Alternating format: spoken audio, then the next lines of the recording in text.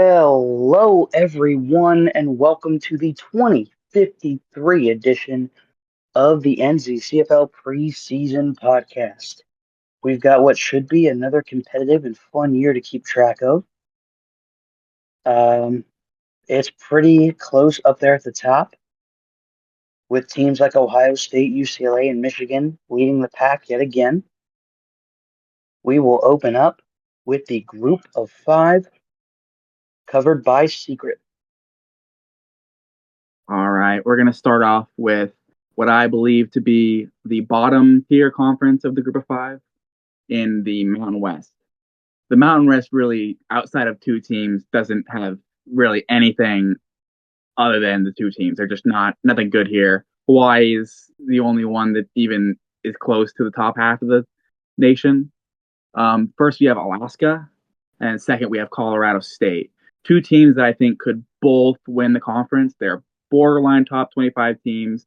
They could have a long shot at the playoffs if they win out, but I don't think they have the schedule to do that.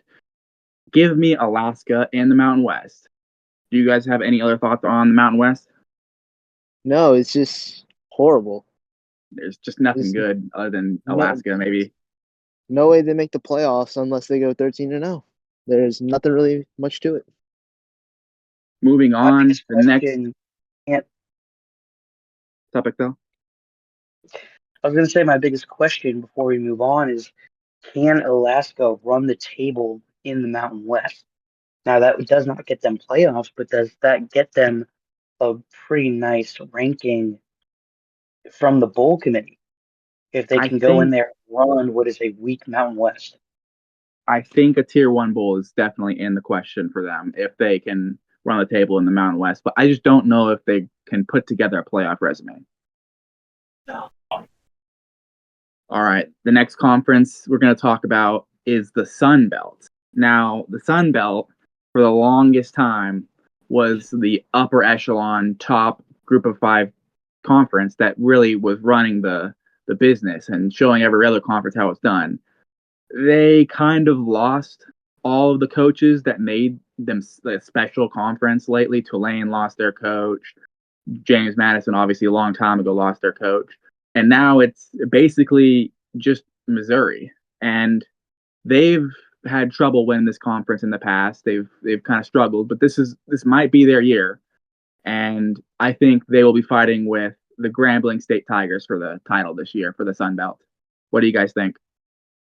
I don't disagree, but looking at this Missouri team, not really all that good. Like, look at their quarterback room. It's actually so horrible. 37 overall starting quarterback, and he's about to win this Absolutely. conference because there's literally no one else in there. That's I insane. just I just don't think let's look at the quarterbacks in this conference. There's like what Tulane's quarterback, Terrell Arucci. I just don't know if What? his team is built for it around him. And Uh, Grambling State's quarterback no. isn't much better either. Nathan Johnson. Say, this is the Sun Belt. We have seen crazier things. I would not That be surprised if Missouri can pull an upset and take that West Division. All right. So Missouri is our consensus favorites, I think, to win this conference. Grambling State could pull an upset, though. Very well could. Very well could. All right. The next conference we're moving on to is the Conference USA, another conference in which I think there are only two contenders, and the rest of the conference is kind of the echelon below. Once again, I'm gonna pick the Wyoming Cowboys versus the Navy Midshipmen in the North, the same division. Those two are going to be fighting, in my opinion, for the conference championship because the team that they play isn't going to be very good, in my opinion. Um, Give me Navy in this conference to take the conference. I think that their quarterback play is going to be the deal breaker for them winning it. What do you think, guys? um, Navy over Wyoming?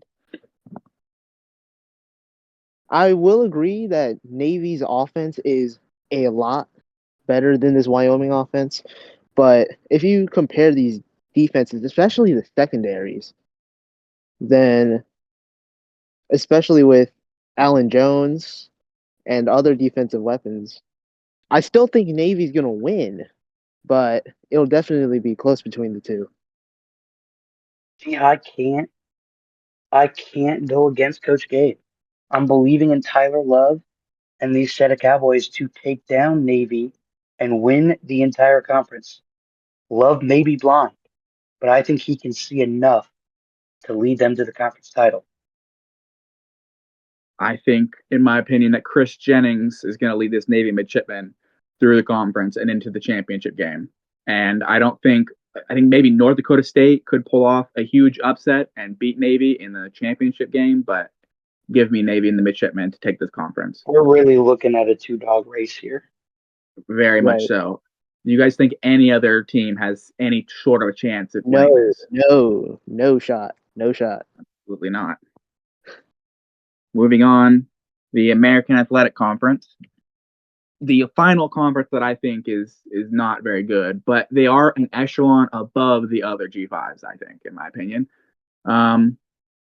We got a pretty big race here between three teams instead of two. I think Central Florida, Yale, and Louisville, all three have a shot at this championship. And give me an upset pick here. Give me Louisville in this conference to win it. What are your guys' Why? thoughts? Louisville. Because give me Louisville. That's Give me the all? Cardinals. Wow. I want an Your upset. defense of Louisville is give me Louisville? Give me Louisville. I think that they have a better secondary. I think that their secondary is going to win over the other team secondaries, and I think that they take the conference in an upset. I just can't see a reality where UCF doesn't take it. I UCF, mean, UCF has been upset in the past. Give me Louisville. I mean, I'm going to piggyback off that. And, games are won and lost in the trenches. And we're looking at a Central Florida team that has probably the best set of offensive and defensive linemen outside of Harvard, who does not have a complete roster around that to be competitive. Give me the Golden Knights as well. All right, we have one upset pick and two Central Florida picks. Reality is probably Central Florida, but I'm really thinking that they get upset this year because they have a very big history of getting upset. All right, final conference, which I think is actually a really decent and solid conference here, is the Mid American Conference. And this one is really a lot closer than the rest of them. There is no really huge, massive upset that could happen here. I think that there is a five-dog race here. It's Iowa State, Marshall out of the West. It's Buffalo, Rutgers, and Boston College out of the East. Give me Marshall out of the West to take this conference and take the championship here. They're going to come in with an amazing quarterback, one of the best in the nation in Torrey Wright.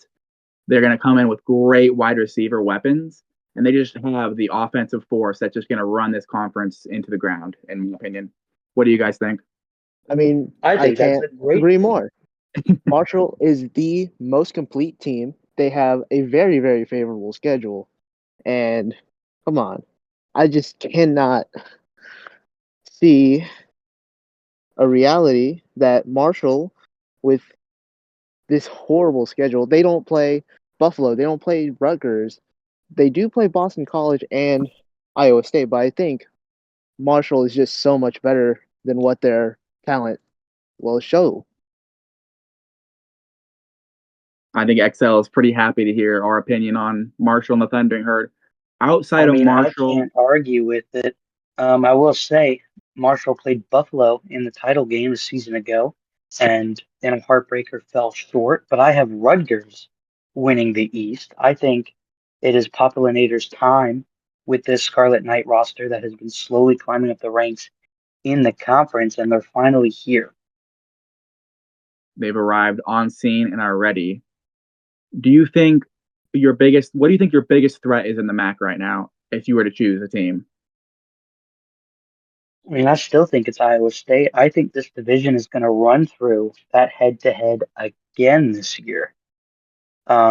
These are two teams that handle the rest of the conference play really well outside of each other. In the past 3 seasons, Marshall is 2-1 over Iowa State, and obviously, I'd like to say we'll win this one again. But this is an Iowa State team that, for the most part, has always kept it close, regardless of who wins or loses in their games, as well as the division race. All right. Anything else you want to add on the Mid-American Circle? Not really that much. It's by far the best G5, and will By definitely be far. the most competitive. Absolutely. So we're looking to finalize the G5. If there are any teams this year that are going to make the playoffs from the G5, who's your pick and why? Marshall. Start Marshall. Marshall. Marshall Circle. will He have says Marshall. Marshall will be in the best G5. While they won't have the schedule, it'll be very easy for them to go 13-0. And depending on the resumes, I can't see 13-0 Marshall being left out. Depending on the pool, of course. XL. I mean, obviously, I'm not going to piggyback. We need some variety here. Give me Alaska winning the table and the Power 4, Power 5 resumes implode and they slip in a bottom seed at 7 or 8. Interesting. I also had Marshall, so I am going to piggyback. I think Marshall has by far the biggest opportunity to get those top tier wins in their conference, and they have an explosive passing game that I think is not going to be handled very easily in their conference. All right. Moving on from the G5, we're going to move to XL. Which conference would you like to discuss first, XL? We're going to touch on these SEC action here. So we're going to open up with the Southeastern Conference here. We've got what appears to be a two-dog race in each division. You got Georgia, led by Alonzo Sims, and South Carolina, led by Monkey D. Luffy in the East. And you've got the Alabama Crimson Tide, led by Coach Cap, and the Ole Miss Rebels, led by Coach Arrow. It's going to be a lot of fun to watch these two match up. My favorite up-and-comer here is going to be Coach Satan Jr. and UAB. They play Marshall in this upcoming season. And while their roster isn't complete right now, they are about middle of the road in terms of age in the SEC. And I believe that they're only going to get better. All I have right. Georgia winning the East and Alabama winning the West because Ole Miss is outclassed in talent at 8 of 11 positions. Now, question for you guys. Do you think we have any Heisman hopefuls in the SEC? Alonzo Sims.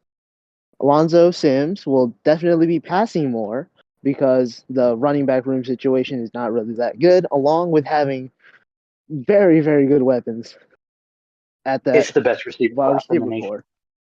Exactly. He has an awesome offensive line to pass behind, and he'll just be able to pick apart every defense he'll be going against.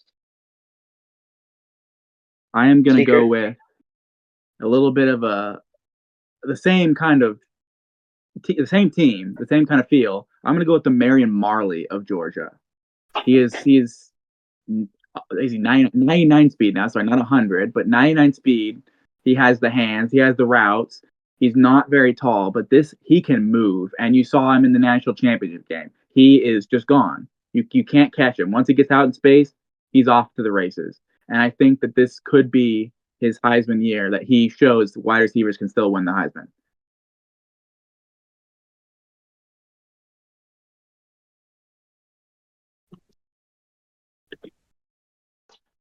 Some good takes there, no doubt about it. Um, the other conference that I'd like to touch on here today is going to be the Pac 12 up on that West Coast. This is probably the best conference in football right now. We've got 3 top 10 teams and 7 top 25 teams here. You're going to be let out of the gate again by Walter Russ and UCLA, followed by Coach Rich and USC, or Rich is at Ohio State. The unmanned, I believe, USC, a really shocking blow up from Washington State to have them at number 9. And then your usual suspects with San Diego State, Stanford, Oregon, and Washington. Um, Big shocker from Washington State, kind of blowing up and shocking everybody. But the big thing that I'd like to talk about is Boise State. Horrible offseason. They end up slipping to 90th nationally and dead last in this conference after being really competitive since all the way back in about 2043. They've been competitive for about a decade, and it seems that hourglass has run thin.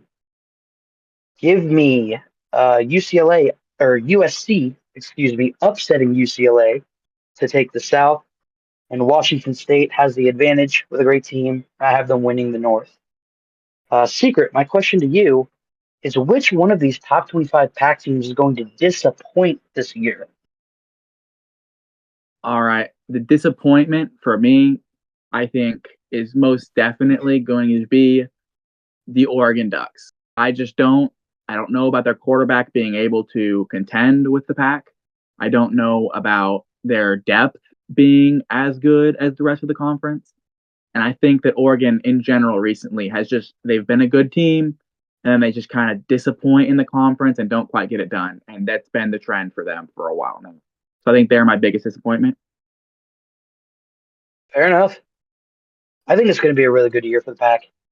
I mean, when you have 7 of your 12 total teams being right smack up there with the best teams in the country, you know you got a conference chock full of talent. How many teams from the pack do you think could possibly make the playoffs this year? Oh God, I mean, I think that number's got to be 3. If we're talking about maximum, I feel like it's got to be 3. If you get a UCLA team that goes 12-0 and then loses to an 11-1 USC in the title game, well, now we've got an 11-1 UCLA, or we got a 12-1 UCLA and a 12-1 USC. Both of those would get in, and then from there, I think you look at the first team out of the conference title game, whether that's Washington State, whether that's San Diego State, and if that resume is there, we could very well be looking at 3 one-loss pack teams in the playoffs. All right. So the thing is, USC and UCLA are in the same division. So one of them's going to go, let's say one of them goes 12-1 with a loss in the conference championship game. The other goes 11-1. And then one of the teams from the North, let's say Washington State, wins the conference. You could see 3 in that way. Yeah, Absolutely. yeah. It would be the winner of the South, the runner-up in the South, and the winner of the North, all going. Absolutely.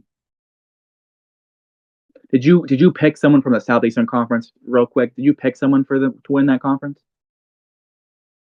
I mean, I picked division winners, but I think, I mean, no question, you got to go with the dogs. Give me The Georgia for the Dogs. SEC. Absolutely agree with you there. The Georgia Bulldogs take care of business in the SEC and take that conference.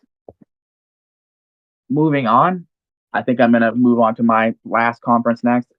That is going to be the Big 12. The Big 12 has for a long time been the bottom of the Power Five, and for a long time questionable as their status of a Power Five conference. But recently they've had the comeuppance, and they have a ton of talent this year to prove their Power Five ability. I still do think that the Big 12 is the bottom of the barrel of the Power Five, but I think they're no doubt that they're a Power Five conference this year. As far as the top talent in the Big 12, I think there's 5 teams that are in running, and I think 4 of them are from the North. Probably the best division in football right now, the North of the Big 12. They have Nebraska at top 15 and Oklahoma, Colorado, Tulsa at top 25. And then the Texas team that I think might be able to win the Big 12, the Texas Longhorns, the star of the show in the Texas division. So the big thing I want to point out here is I have a huge team that I think is going to underperform compared to their ranking. And I think the Nebraska Cornhuskers are unfortunately going to be that team for me. Do you think any team outside of this top 5 XL is going to overperform and could take the conference? Well, I mean, if it's going to be anybody that isn't named Nebraska, Oklahoma, Colorado, Tulsa, or Texas, I'm looking at Oklahoma State, and I'm looking at a team that has been pretty empty without Coach Belt, but they've got a strong quarterback. They've got a top 10 receiving core. Now they play in the North, so they're going to have to run through that gauntlet, but upset Tulsa, play close against Oklahoma, maybe upset Colorado, and we're looking at a 9-3 Oklahoma State team that goes 2-2. I could see it. Absolutely. As far as Nebraska is concerned, do you think they're as overrated as a lot of the people are thinking they are currently? I mean, this is another Heim classic team in terms of that defense. You got a top 10 entire, you got literally a top 10 defense, seventh at defensive line, ninth at linebacker, seventh at corner, and 10th at safety going into the season. I just have that big question mark at quarterback. You got CPR pickup Benedict Orsini, who is the projected starter at the moment. And can he lead this really shallow offense, both in talent and in depth, to anywhere successful? And I think that is the biggest question going into the year. And I think I'm leaning no. I think that this defense is going to have to keep teams under, the marker of under 21 points to 17 points. They're going to be a team that wins those 21 to 17 games, or they're not going to be winning at all. So I think Nebraska really relies on their defense to do anything in this conference this year. And unfortunately, I do not believe they get it done. Give me the Sooners to win the Big 12. Boomer Sooner. They've been up there for a while. They haven't taken the conference yet. Give me them this year to finally turn the corner with their quarterback, Nick Bomerhigh. He is a stellar quarterback. He's a junior. He has that experience, and he's going to take them to the conference championship where they're going to win it against Texas in the Red River rivalry. What do you think, I XL? Do like you it. agree with that? You like that? I do. I mean, I think really there's not a single team that in that Texas division that's going to be giving Texas themselves a run for their money. I don't think TCU is complete enough to do that. So Texas obviously running with the Texas division. And then again, we have those offensive concerns from Nebraska. I like the OU pick there. Boomer Sooner. All right. And we have a little bit of trouble with the third podcaster in the group. So we're going to be doing a little freelance with the last conferences. And I'll take one and Circle. You can take the other. Which one do you want, Circle? Circle's not here, buddy. Oh, I said Circle. Which one do you want, XL? Circle dip. Sorry. I said So Circle because I was thinking about him. yeah. He's got the Big Ten and the ACC. He's got the Big Ten and the ACC. Send me to the coast. I will take the All right. Atlantic Coast Conference. All right. So I Atlantic will go Coast for first. you. Here we go. I wish I had more to talk about here, but I mean, this is that first year where we're seeing just a major drop off by kind of the big contenders that are usually there. I mean, we've got Notre Dame sitting there at 39th. We've got a Tar Heel team that has been pretty consistent and had some big time postseason success a couple seasons ago, down there at 49th. You look at the top of the conference, you've got Army at 7, Virginia at 18, Wake at 20, Miami at 21. And those, again, we're kind of looking at a similar situation to the SEC where we've got two teams in each division that even have a semblance of a shot at winning the division. And again, Army, which is led by their top 10 quarterback, Nelson Bynum, who had a great offseason. I don't know how you can bet against the Black Knights to not only win the conference, but run it all the way back into a deep postseason run. So give me Army to win the Atlantic Division, Virginia to win the Coastal Division. They're going to steal it back from Miami. And then give me Army over Virginia and the conference title game, Army with a deep playoff run. I absolutely agree with one of your picks. I'm going to go with Army to win the Atlantic, and I think I'm going to pick Miami out of the Coastal to take the Coastal. And in the conference championship, I'm going to go with Army as well. I just think that Miami has a stellar, underrated quarterback in Tommy Sullivan, and he's going to lead them up over the edge to beat the Virginia Cavaliers. I don't know, man. I think the Cavs are ready to get that revenge. I believe it's been 2 straight years that they've handed over the Coastal Division to the Hurricanes. I think they're ready to take it back. All right. Moving on. Another freelance conference. We're going to the Big Ten. Here. All right. The Big Ten this year, absolutely loaded at the top.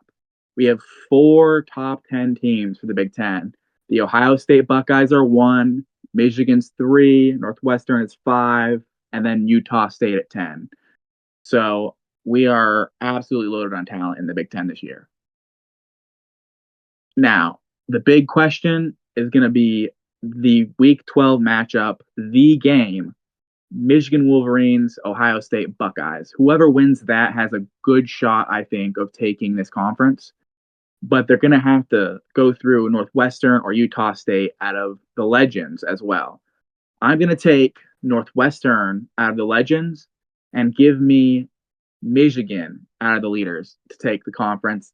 And I think Northwestern is going to be able to, with an explosive offense, with Isaiah Robertson on the running back, their extremely good receiving core, and Keelan Davis is going to really open this conference up on the offensive end. And Northwestern is going to run through it. What do you think, Excel? I think that's a load of hooey. Ohio State no longer has their cursed head coach. He flew off to Texas. They've got a new leader in town. They've got the most complete roster in football. And they, in my opinion, are a good bit distance from every other team in the conference. Give me Northwestern to win the Legends. Give me Ohio State to win the leaders. And Ohio State's going to absolutely obliterate this Northwestern offense in the title game, shut them down completely. Ohio State is not only a Big Ten favorite, but in my opinion, a national championship favorite team. Give me Ohio State to run the entire gauntlet and take it all. Wow. Some bold words from Excel about Ohio State. I'm questioning their ability to have those speedy wide receivers that have taken over football. They don't have the speed that I think you would need at wide receiver to really explode offensively, but we'll have to see how that pans out. Any sleepers in the Big Ten you think outside of these top 4 that could pull off a big upset and really shake up the top teams? I feel like we got to look away from the leaders simply because Ohio State and Michigan are going to completely hold that conference down. So we're kind of looking in this Legends division here. And I really like uh, Minnesota here. Yeah, they're a little bit middle of the road at a lot of places, but I mean, you're writing that 12th best overall offensive line. You're just outside the top 25. And I think Minnesota could really shake up that division, potentially even finish second over Utah State. All right, I am going to pick a different team in the Legends. I think Wisconsin could shake up the Legends division as well. I think that they have an amazing team, despite their overall being negative 31. I think that their team is much, much better than that. And give me them to maybe pull an upset off against Northwestern or Utah State and really make it interesting there in the middle of the conference. I like that pick a lot. All right. Next thing we're going to look at is Heisman winners, Heisman potential winners, and just anything Heisman related. Who do you think is your favorite to win the Heisman this year? Well, I feel like, I mean, we try to be pretty good about the Heisman not being a quarterback driven award, but I feel like this season it's real hard to look away from that position. I mean, you got Dylan Norton with Ohio State. You've got Walter Russ with UCLA, right? You've got Willie Ellis out there in Michigan. You've got, I mean, even mentioned earlier, Torrey Wright out of Marshall on a weak schedule. Like, I feel like it's very hard. I mean, you've got, what, 5 nominees? I could very well see 3 or even 4 of these guys being quarterbacks. Absolutely. That's not unheard of for the quarterback to be running the Heisman. Out of those quarterbacks, who is your favorite initially? I mean, there's a lot of talk about Georgia, um, but I'm going to trust in the overall talent. I mean, in regards to Alonzo Sims, anyway, there's a lot of talk about Georgia bringing home that Heisman Trophy, but I'm going to trust in the overall talent of that SEC conference, which is also why I'm not going with a Pac 12 player. Give me Willie Ellis to win That the is Heisman out of Michigan. that is an interesting selection. I do not like Willie Ellis to be even near the Heisman conversation. I don't think he's going to We be a have finalist. some fun with it. We have You some have fun some with fun it. with it. You have some fun with it. All right. For me, I look at a lot of the contenders from the last few years and the people who've been there before. Monkey D. Luffy came to mind quite fast. He's been Yep. there, he's done that, but he He's regressed. gonna be. He I regressed mean, in the personally, off season. I don't think it's a big deal. I mean, you want to talk about somebody who's got all the tools, who had all the tools, even as a true freshman. He takes a step back, but he still had a monster year last year. And I think there's a very high likelihood that if a quarterback doesn't win it, it's heading to South Carolina. Interesting. I was thinking either Monkey D. Luffy could make a return, but he regressed, so I wasn't going to pick him. There's obviously I already talked about Demarion Marley, but Demarion Marley, Georgia, has that immense speed and explosiveness that's all you ask for from a wide receiver. And then you have the quarterbacks, Alonzo Sims, Walter Russ, and finally Torrey Wright of Marshall. Give me those 5 as my finalists and lock them in. I think one of those 5 wins the Heisman this year. Which ones do you got right now? It's hard for me to pick against Walter Russ because obviously I'm biased. But if I had to pick one that's not Walter Russ, I have to go and say that Torrey Wright of Marshall puts up insane numbers and doesn't get the Heisman because he doesn't have the schedule and the media views that the rest of them do. So eliminate him. He's not winning it. If you look at the other quarterbacks, the biggest ones that get the most media attention are obviously going to be Marley, Alonzo Sims, Monkey D. Luffy, and Walter Russ. So that's why I think one of those 4 is the obvious choice. But give me Alonzo Sims to be this year's Heisman. He just has the tools for the job, and he gets it done this year. Fair enough. And I mean, I agree with the take on Torrey Wright. I think he's going to have a historic year for the group of 5 in terms of quarterback play, and it's still not going to be enough. As you said, I mean, especially with the way the NCCFL does the Heisman, it is to an extent a popularity contest, and it might be one that Torrey Wright just doesn't win. I think he's going to have upwards of 50 touchdowns. Give him more than 55 touchdowns, even. I just do not Wow. believe. I do not believe it is enough to win the Heisman. I believe Alonzo Sims with Demarion Marley is a duo that they just catapult each other up so far and in such a realm that those two could be 2 top 10 picks in the draft if they continue their current trajectory up. All right. Those are some Last but solid not picks. least, absolutely. Last but not least, your playoff 8. This is obviously projecting far into the future, but who are your initial playoff 8, XL? My way too early Elite Eight. Man, I mean, I feel like especially this year it's a loaded question, but I feel like you got to start at the top to make it work. Give me Ohio State, obviously out of the Big Ten. Give me UCLA out of the Pac-12.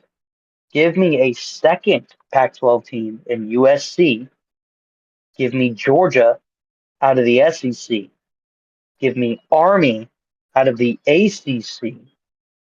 Give me the best Big 12 team, which I do believe is going to be Oklahoma. So that's 2, 4, 6. Give me Marshall as the group of 5. And then I think I'm going to take Alabama as 11-1, maybe 10-2. They go to the SEC title game. They lose to a potentially undefeated Georgia. It's not a big enough loss to knock them out, and they stay in. So if I were to seed these teams, give me Ohio State 1, UCLA 2, Georgia 3, Army 4, USC 5, Alabama 6, Marshall 7, and Oklahoma number 8. All right. Interesting selections there from XL. Picking Marshall, your own team, to make the playoffs is really bold. And I'm sure that's going to be a very good take at the end of the year if you miss. I'm sure a lot of people will have a lot of fun with that one. I'm sure Very true. that's not going to get clipped at all, I'm sure. Uh, moving on to my picks. I largely agree. A lot of my picks were quite similar. I have Oklahoma in, I have USC in, I have UCLA in, I have Michigan in over Ohio State, and Northwestern I also have in. Wow. And give me Georgia from the SEC, give me Right. Army from the ACC, and that is my playoff 7. The 8 seed I had a little bit of trouble with because there's not a lot of Power 5 teams I think could make it after that. It's going to be a tough last spot to get in, but I am going to go with a third Big Ten team, the Ohio State Buckeyes, also make it in, and that is my playoff 8. If I'm sitting in Columbus, I am gritting my teeth listening to this right now. I just don't understand Ohio State indoor headcam getting jumped by both the Wolverines of Michigan and Northwestern. Put some respect on the Buckeyes' name here. They have not gotten it done where it matters most in recent years, and now they replace their coach, and with the expectations they have, there's not like there's so much expectations in that team that they never do it. They've always been number one. They've always been up there, but they never finish the job. They're gonna need to finish the job this year, and if they're gonna make the playoffs as maybe the 1 or 2 seed like they should. But I just don't know. I don't have any faith in that team to do that in recent years. They just haven't done it. You mentioned that leadership change, and it's a big one. I mean, arguably the biggest change of the offseason. And I think it's that change with the head of the program right there that breaks the chain of disappointing seasons. And Ohio State does absolutely do what they were expected to do all these previous years. To differing opinions on the Buckeyes of Ohio State, what is your number one playoff sleeper that you think is going to sneak in that is not one of your playoff 8? Not one of my playoff 8. Yeah, a Well, sleeper. I mean, it's gonna have to be one of these. It's gonna have to be one of these teams that comes from one of the bigger divisions that just wins 1 or 2 more of those close division games that they're really not supposed to. And so in the pack, that's probably going to be a team like San Diego State. Although I don't think they're good enough to get it done, which is why I'm looking at Washington State. They're in the North, which means they are going to avoid UCLA and USC in conference play. They are, I believe, should be. Yes, they are the best team in the North by a good margin.